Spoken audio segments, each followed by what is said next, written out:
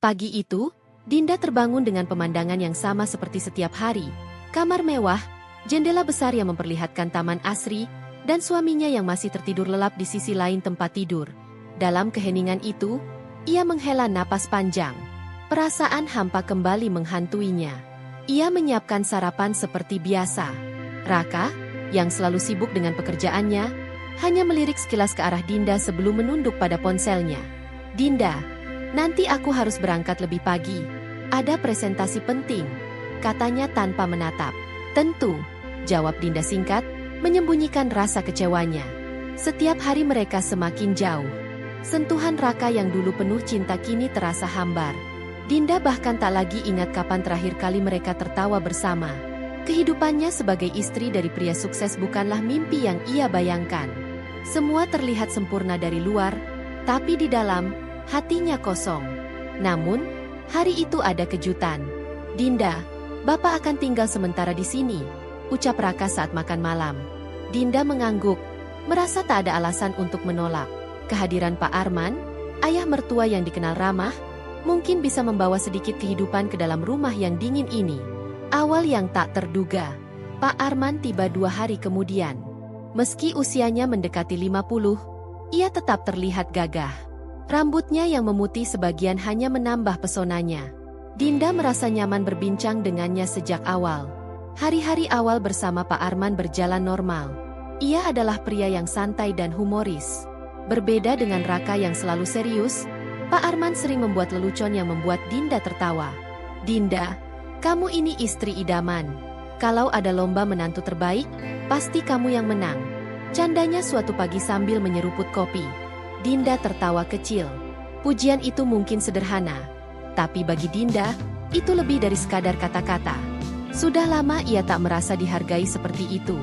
Namun, hubungan mereka yang awalnya biasa mulai berubah saat Pak Arman menunjukkan perhatian yang lebih dari sekadar mertua. Perasaan yang tak terkendali. Semua berubah pada suatu malam. Hujan deras mengguyur, dan listrik di rumah padam. Dinda sedang membawa lilin ke ruang tamu ketika ia hampir terpeleset di lantai yang licin. Dengan cepat, Pak Arman menangkapnya. "Pelan-pelan, Dinda," ucapnya lembut. Tangannya masih memegang pinggang Dinda. Dalam gelap, tatapan mereka bertemu. Detik itu terasa begitu lama. Dinda merasa ada sesuatu yang berbeda. Ada kehangatan di mata Pak Arman yang membuat dadanya berdebar. Malam itu menjadi titik balik. Setelah kejadian itu, Dinda mulai melihat Pak Arman dengan cara yang berbeda. Ia merasa bersalah, tapi perasaan itu tak bisa dihentikan. Di ambang batas, hubungan mereka semakin akrab. Pak Arman sering menghabiskan waktu bersama Dinda di taman belakang, membicarakan hal-hal kecil. Perhatian yang ia berikan membuat Dinda merasa hidup kembali. "Dinda, kamu hebat sekali. Aku bisa lihat betapa kamu mencintai keluargamu," kata Pak Arman suatu sore. Kata-kata itu membuat Dinda terdiam. Ia tahu bahwa perhatian Pak Arman sudah melampaui batas. Tapi setiap kali ia mencoba menjauh, ada sesuatu yang membuatnya ingin tetap dekat. Suatu malam, Pak Arman mengatakan sesuatu yang mengejutkan. "Kalau saja aku lebih muda, mungkin aku akan berusaha memenangkan hatimu." Dinda terperangah. Ia tahu perasaannya salah, tapi kata-kata itu membuat hatinya bergetar. Rahasia yang tersimpan. Dinda mulai menghindari Raka. Ia takut suaminya akan menyadari ada sesuatu yang salah. Namun, Raka terlalu sibuk dengan pekerjaannya untuk memperhatikan perubahan sikap Dinda. Suatu malam, Raka pulang lebih awal. Ia menemukan Dinda dan Pak Arman sedang berbicara di ruang tamu, tertawa bersama. "Kalian akrab sekali," komentar Raka sambil meletakkan tas kerjanya. Dinda merasa gugup, tapi Pak Arman tetap tenang. "Kami hanya ngobrol, Raka. Bukannya kamu senang kalau aku dan Dinda bisa rukun?" Raka tersenyum kecil, tapi ada sesuatu dalam tatapannya yang menunjukkan bahwa ia mulai curiga. Ketegangan memuncak. Ketegangan semakin memuncak ketika Raka mulai melihat perubahan pada istrinya. Ia merasa ada jarak di antara mereka yang tak pernah ada sebelumnya. Suatu malam, Raka mengajak Dinda bicara. "Dinda, aku merasa ada yang berbeda dengan kamu. Kamu baik-baik saja?" Dinda menggeleng, mencoba tersenyum. "Aku baik, Raka. Mungkin aku hanya lelah." Namun, Di dalam hatinya, ia tahu bahwa kebohongan ini tak akan bertahan lama. Pak Arman, di sisi lain, mulai merasa bersalah. Ia tahu perasaannya pada Dinda adalah sebuah dosa besar, tapi ia tak bisa menahan dirinya. Pilihan yang menyakitkan. Dinda berada di persimpangan jalan. Ia mencintai Raka, tapi cintanya pada Pak Arman semakin tak bisa ia abaikan. Suatu malam, ketika semua orang sudah tidur, Dinda berdiri di depan pintu kamar Pak Arman. Tangannya gemetar, ragu-ragu untuk mengetuk. Di dalam kamar, Pak Arman terdengar berbicara sendiri. "Dinda, maafkan aku tak pernah bermaksud seperti ini." Air mata mengalir di pipi Dinda. Ia tahu bahwa keputusan yang akan ia buat malam ini akan mengubah hidupnya selamanya. Langkah yang salah. Dinda berdiri di depan pintu kamar Pak Arman, terperangkap antara rasa bersalah dan keinginan yang tak bisa ia kendalikan. Ia tahu bahwa jika ia mengetuk pintu itu, tidak akan ada jalan untuk kembali. Namun, dalam sunyi malam itu, perasaan yang ia pendam selama ini terasa begitu kuat hingga nyaris membuatnya melupakan semuanya.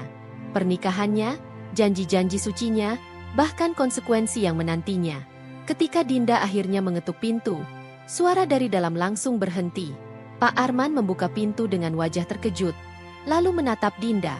Tatapan mereka berbicara lebih dari ribuan kata yang bisa diucapkan. "Dinda, ada apa?" tanya Pak Arman pelan, tapi getaran dalam suaranya tak bisa disembunyikan. "Pak, saya nggak tahu harus bilang apa, tapi perasaan ini..." Dinda menggantungkan kalimatnya. Suaranya hampir pecah. Pak Arman menghela napas panjang, menarik Dinda masuk ke kamar dan menutup pintu perlahan. "Kita nggak boleh begini. Ini salah. Kamu tahu itu, Dinda." Namun, meski kata-kata itu terucap, Pak Arman tetap memegang tangan Dinda, tak mampu melepasnya. Dalam keheningan yang mendebarkan, mereka saling memandang, membiarkan emosi yang selama ini dipendam meluap. Ketika akhirnya Dinda beranjak pergi, ia meninggalkan ruangan itu dengan hati yang semakin kacau. Ia tahu ia telah melangkah terlalu jauh, dan tak ada cara untuk memperbaikinya.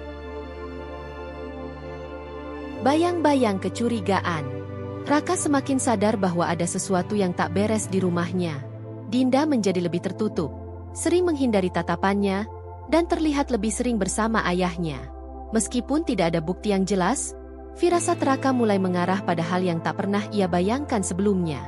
Suatu malam, ketika Dinda sedang mencuci piring di dapur, Raka mendekatinya. "Dinda, aku merasa kita semakin jauh. Apa aku terlalu sibuk? Apa aku kurang perhatian sama kamu?" Dinda terdiam sejenak, lalu tersenyum samar. "Kamu nggak salah, Raka. Mungkin ini cuma fase. Kita akan baik-baik saja."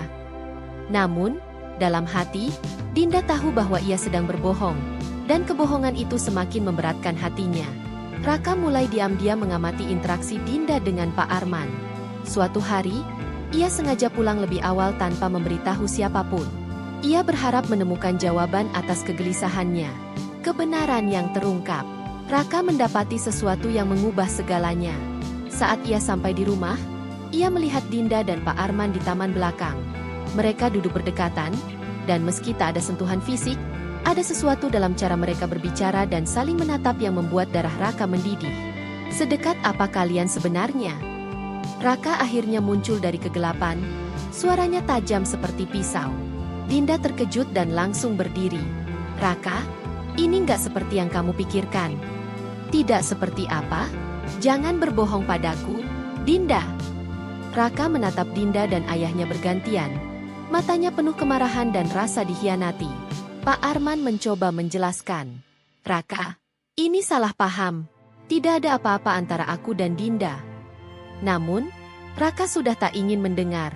Ia meninggalkan mereka berdua dengan wajah penuh kekecewaan. Keputusan terakhir. Setelah insiden itu, suasana di rumah menjadi semakin tegang. Dinda mencoba berbicara dengan Raka, tapi ia menutup diri.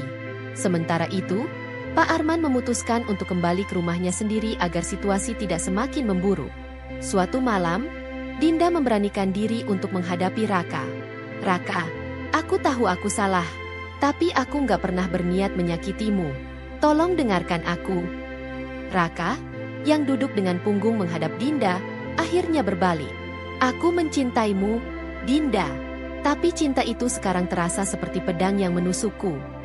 Dinda menangis, merasa bahwa pernikahannya kini berada di ambang kehancuran.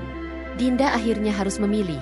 Memperjuangkan pernikahannya dengan Raka meski ia tahu hubungan mereka tak akan pernah sama lagi, atau meninggalkan semuanya, termasuk perasaannya pada Pak Arman.